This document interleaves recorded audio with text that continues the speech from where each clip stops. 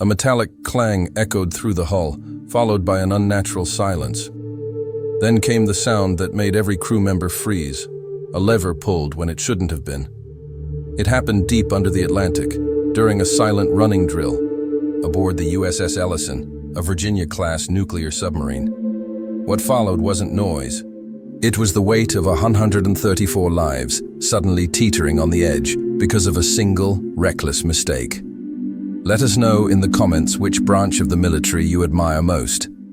Commander Sullivan stood at the center of the control room, one hand resting lightly on the console, eyes forward, as if reading the currents through sheer intuition. He didn't flinch when the sound came. He didn't speak.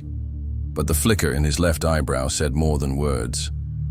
Something had gone wrong. He had been beneath the sea for nearly 2 decades, long enough to read a submarine like a book. With experience spanning from classified deep-sea reconnaissance missions to multinational joint war games, Sullivan was a pillar of quiet authority. His leadership didn't come from shouting. It came from precision, from restraint, from the unshakable knowledge that hesitation or arrogance at these depths could mean death. Seaman Adam Brooks, on the other hand, had only been on the Ellison for 6 weeks, 19 years old, fresh from naval training, muscles still tight from gym workouts, not cold water drills. He had graduated top of his class, but hadn't yet learned the difference between classroom theory and underwater survival. He thought the silent drills were boring. He thought the crew needed more energy. He thought pulling the ballast control lever just 1 notch would be harmless. An experiment, he told himself. What he didn't know was that even during a simulation, every system responded as if it were live. Now, red indicator lights blinked in soft sync across the control panels. The sub remained stable, but every engineer, sonar operator, and navigation officer in that room understood what could have happened if the drill had been real. And still, Commander Sullivan didn't say a word. Chief Petty Officer Delaney, a wiry man with gray streaks in his close-cropped hair, was the first to move. He snapped his fingers in the air twice. The crew responded instantly, initiating lockdown procedures with robotic focus. A soft whir filled the room as the ballast systems restabilized. Brooks stood stiff, his hands trembling just slightly behind his back. He hadn't been caught yet, but everyone knew. 10 minutes later, the control room was back to normal, but the air was not. The silence was thicker now. That kind of silence only comes when everyone is waiting for a storm they know they deserve. Sullivan turned slowly. He scanned the room like a surgeon before a high-risk procedure. When his eyes landed on Brooks, it wasn't anger that flashed. It was something colder. Disappointment. A precise, surgical disappointment that pierced deeper than rage. "Seaman Brooks," he said, voice flat. Brooks stepped forward, his boots clicking once on the metal floor. "Yes, sir." Sullivan walked over, his steps deliberate. He stopped just inches away, lowering his voice. "What made you think you could override a command protocol during silent drill?" Brooks swallowed. "Sir, I thought it would. I didn't mean to override anything. Just wanted to check." "Check?" "Yes, sir." "You thought you were here to check things? You're not an engineer. You're not an officer. You're barely crew." The room remained still. No one looked directly at either of them. The humming of the reactor far below was the only sound, like the beating heart of the sub itself. Calm, steady, unforgiving. Sullivan continued. "Do you understand what would have happened if that had been a live sequence? If we'd been tailing a hostile vessel? If that shift in ballast had given away our position?" Brooks opened his mouth, then closed it. The commander's voice dropped further. "Do you understand what it's like to be hunted 800 feet beneath the ocean surface? Because one day you will." He stepped back. Not a single gesture betrayed the fury he contained, but the crew could feel it pressing into the steel walls. Then Sullivan did something none of them expected. He walked to the main control panel and shut down the entire system. Not just the drill, everything. Every screen went black. Every panel blinked out. Redundancies, simulation scripts, tracking visuals. Gone. Dead. Silence. He turned back to Brooks. "You see this?" he said. "This is what you'd have given the enemy. Total blindness. Zero control. You just simulated a kill shot on your own crew." Brooks's breathing grew shallow. His uniform clung to him, damp with sweat. "And for what?" Sullivan asked. "Because you were bored?" A long pause. Then Sullivan nodded once. "Report to the machine room. Effective immediately. You're off duty rotation until I say otherwise." Brooks nodded, voice small. "Yes, sir." And Brooks, he stopped. "At the hatch. You don't speak to anyone. You don't explain yourself. You work, and you listen." Brooks disappeared into the corridor, and the hatch shut with a final metallic thud. Sullivan stood alone at the dark console, then reached forward and began rebooting the systems with a series of smooth, precise keystrokes.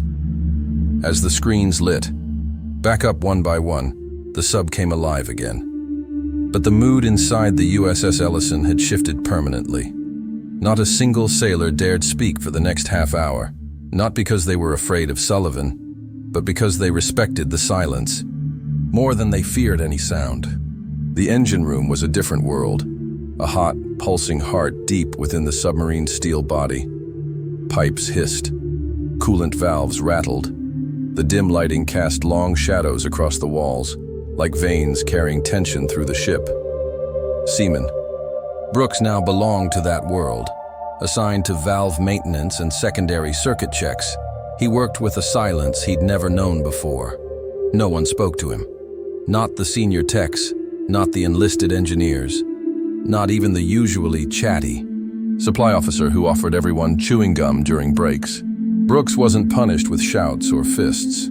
He was punished with indifference. Commander Sullivan didn't mention the incident again. He didn't need to. Every crew member had received the message loud and clear.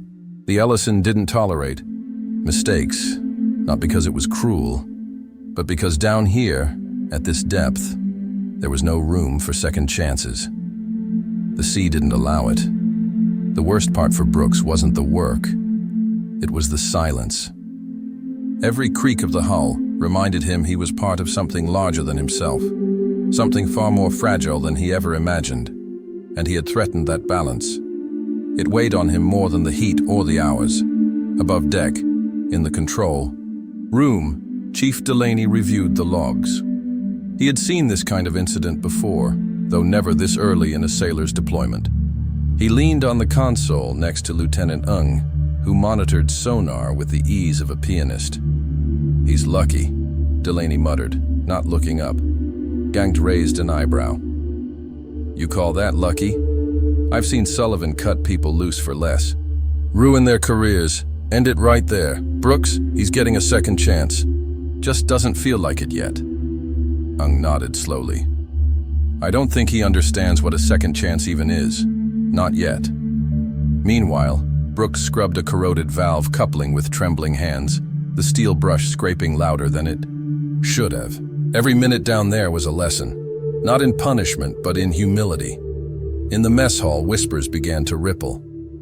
"Did you hear what happened during the drill?" "Yeah, Brooks, the new kid. They say he almost triggered a real alert." "No way. I heard he shut down the ballast system. They wouldn't keep him on board if he did that." "Would they?" "No, but Sullivan would." The commander's reputation wasn't just for discipline. He was known for something more terrifying: clarity. He didn't waste words. He didn't lose control. He expected perfection not because he wanted to scare the crew, but because he believed they could achieve it. And if they couldn't, they wouldn't last. 2 days passed before Brooks was allowed out of the engine section. He returned to his bunk in the junior quarters, exhausted, clothes soaked with sweat, hands blistered. The others didn't speak, not out of cruelty, but because no one wanted to break the chain of command with idle sympathy. He had broken trust. He would have to earn it back. That night, lights dimmed to red as the sub entered blackout mode. The only sound was the occasional sonar ping, and the soft ticking of mechanical systems. In the dark, Brooks lay awake, staring at the ceiling. He thought of the lever, of Sullivan's voice, of the way every man had stared at him without saying a word. He remembered how when the systems shut down, it felt like he had drained the life from the entire ship. He whispered to himself, "How could I be so stupid?" And then, as if summoned by that thought, he heard boots in the corridor. Not marching, just slow, deliberate steps. A knock, not loud, just 3 steady taps on the bulkhead. Brooks. It was Sullivan. He stood outside the compartment, arms crossed behind his back. His voice was even, as always. "Walk with me." Brooks didn't hesitate. He slipped on his boots and followed, unsure if this was another reprimand or something worse. They walked through the silent hallways of the submarine, past the sonar station, past the torpedo room, past the sealed hatches that separated their fragile vessel from the crushing depths outside. Finally, Sullivan stopped at the forward observation port, a small, reinforced window near the bow. Through it, only darkness, endless, infinite black. "You know how deep we are right now?" Sullivan asked. "No, sir. 860 feet. Brooks remained quiet. "You know what happens to a sub if just one section loses integrity? At this depth?" "Yes, sir. It implodes." Sullivan nodded. "Faster than you can scream." He let that sit for a moment. "Do you know why we drill, Brooks? Why we run the same silent routine 100 times? Brooks hesitated, then said, "Because in silence, the smallest mistake is fatal." Sullivan turned to him, eyes calm. "No. That's the outcome, not the reason." Brooks blinked. "We drill to become one. The Ellison isn't a boat. She's an organism. One breath, one thought, one heartbeat. When you touched that lever without command, you introduced chaos. That's not just dangerous, it's betrayal. But I didn't send you home." "Why?" Brooks asked softly. "Because I believe you can become part of this crew." Sullivan looked back out into the dark. "But not if you act like the world revolves around you." Brooks swallowed, throat tight. "I understand, sir. I won't let you down again. The commander didn't respond right away. You already did. The question is, can you rise after?" He turned and walked away. Brooks stood there for a long time, staring into the deep. For the first time since boarding the submarine, he felt the weight of the ocean not as a threat, but as a truth. He wasn't just a sailor on a boat. He was part of something alive, something that demanded more than skill or strength. It demanded awareness, discipline, respect. He exhaled slowly and whispered to himself, "I'll earn it back." And for the first time since the incident, the silence didn't feel like a punishment. It felt like a beginning. The next 48 hours passed with eerie calm. Silent drills resumed. Systems were checked. No one mentioned what had happened in the control room or in the engine bay. The Ellison ran smoothly through her patrol route like she always had. But under the surface, both literal and emotional, things had shifted. Seaman Brooks, now reassigned to communication support, was quieter, more attentive. He didn't rush. He didn't speak unless spoken to. He watched everything, listened to everything. He had learned the difference between presence and performance. He had learned that silence on a submarine wasn't just a rule, it was a way of life. But the ocean doesn't reward comfort. Not for long. At 0200 hours, an anomaly lit up the sonar station. Just a flicker at first, like static, but then again, clearer this time. A faint acoustic signature, rhythmic, intentional. Lieutenant Ung leaned closer to the console. "Sir," she said to Sullivan, who had already turned his attention to the screen. "Unknown vessel, no transponder, no identification ping, no surface communication." Sullivan narrowed his eyes. "Range?" "Estimated 8,000 meters. Closing." "Course?" "Intercept. They're coming straight toward us." The room shifted in energy. Quiet urgency took hold. Hands moved faster. Eyes scanned instruments with renewed focus. Silent mode, Sullivan ordered calmly. The lights dimmed to red. Every non-essential system shut down. All voices ceased. The submarine dropped into the cloak of silence that had kept it safe for decades. But the unknown vessel didn't stop. Still closing, Ung whispered. "What's the signature look like?" Delaney asked. NG tapped several keys. A waveform appeared. Small, maybe a drone, or a towed array. Could be surveillance, but it's deliberate. Commander Sullivan turned to the navigation officer. "Change depth, 15 degrees down. Bring us to 950. The submarine tilted slowly, descending deeper into the Atlantic black. "Contact still following," Ung said. A long silence passed. No one breathed too loudly. Then came the high-pitched ping, clear, sharp, unmistakable. They were being actively scanned. It wasn't random anymore. "Active sonar," Delaney said under his breath. "They're hunting us." "Return signature?" Sullivan asked. "Minimal. They're small. Probably unmanned. Or someone wants us to think so," Delaney added. That's when the real test began. Brooks sat at the auxiliary console, monitoring the encrypted comms feed. He wasn't supposed to transmit. Just log incoming data, verify silence, confirm secure lines. But his screen began to flash. Incoming burst. Not sonar. Not voice. It was a data spike, short, encrypted, and very, very familiar. Brooks leaned in. His pulse rose. "Sir," he said, voice steady. "I have something." Sullivan walked over, quiet as ever. Brooks pointed at the waveform. "That's ours. It's our encryption protocol." "You're saying the vessel is US?" "Possibly, but it's off. Not a normal Navy ID. It's a handshake signal, but distorted. Old firmware." Delaney frowned. "Rogue drone? Or a ghost protocol?" Brooks offered. Sullivan looked at him. Brooks continued, gaining confidence.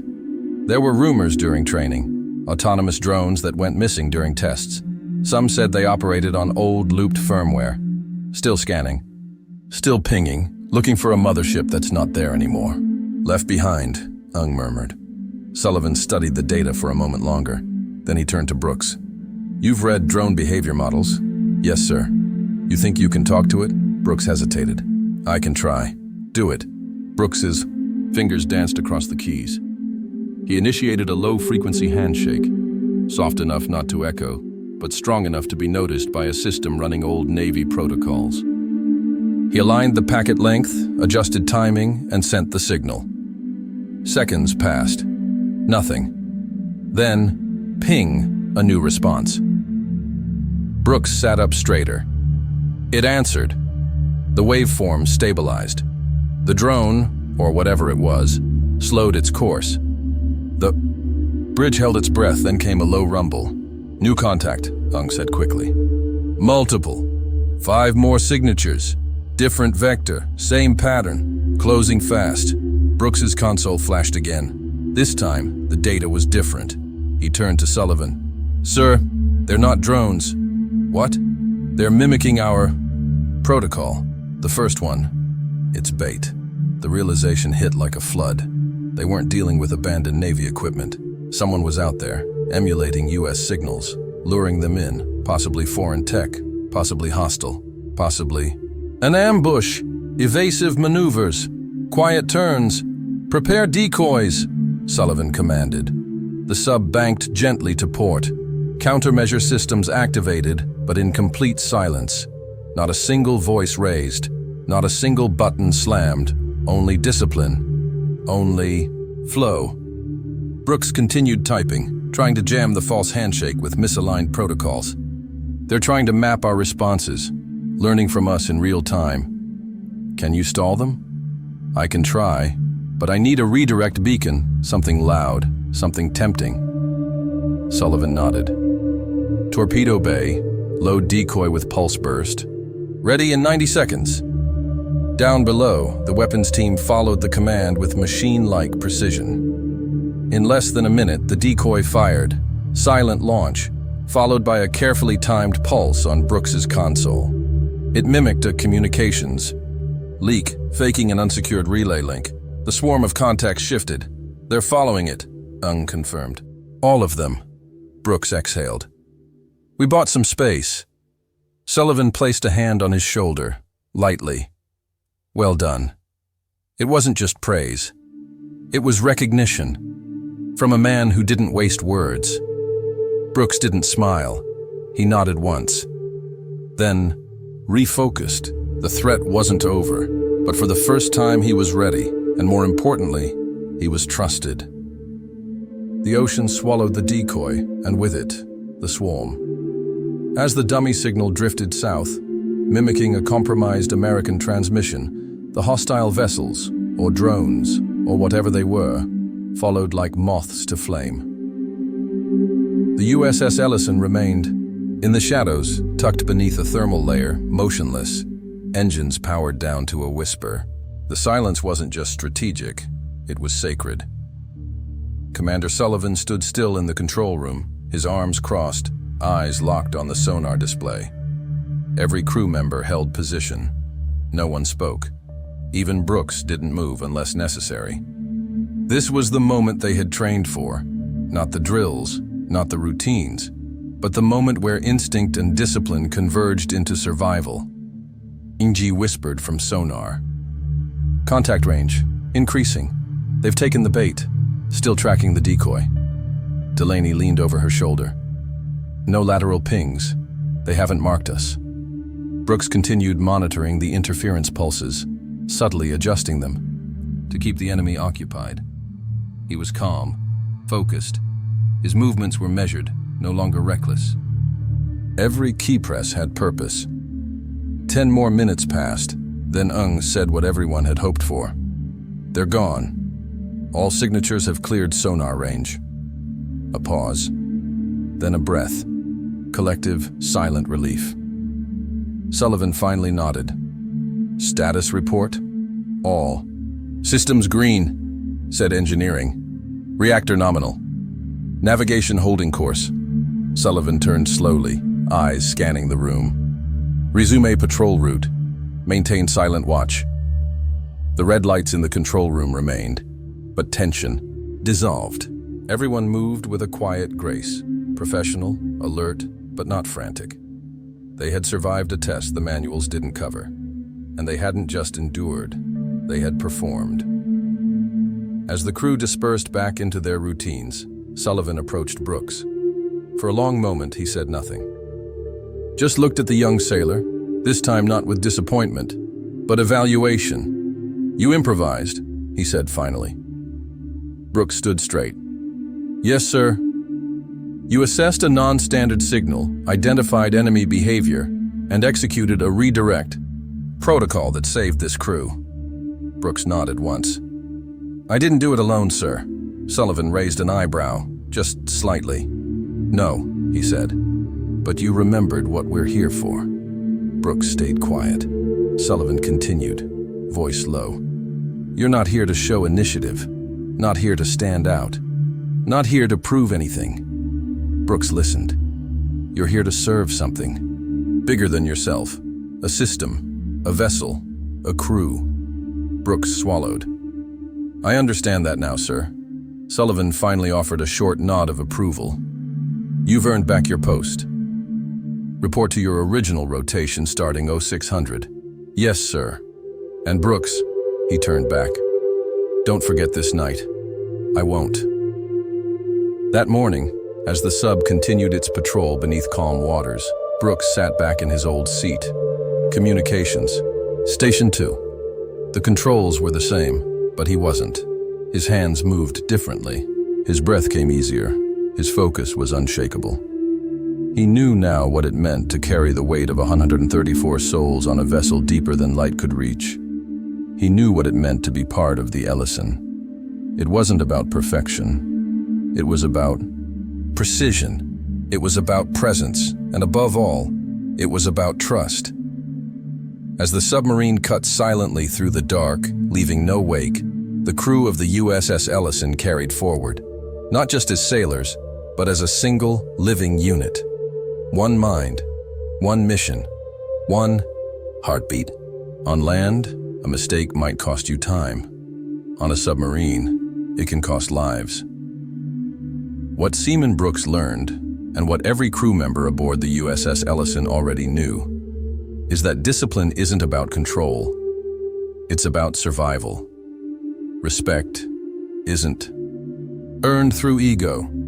It's earned through silence, duty, and service to something greater than yourself. What would you have done in Commander Sullivan's shoes? Would you have trusted Brooks again? Let us know in the comments. And if this story left an impression on you, don't forget to subscribe for more deep-sea stories where leadership, respect, and high-stakes decisions define the line between disaster and honor. This is Authority Watch, where discipline runs deeper than the ocean.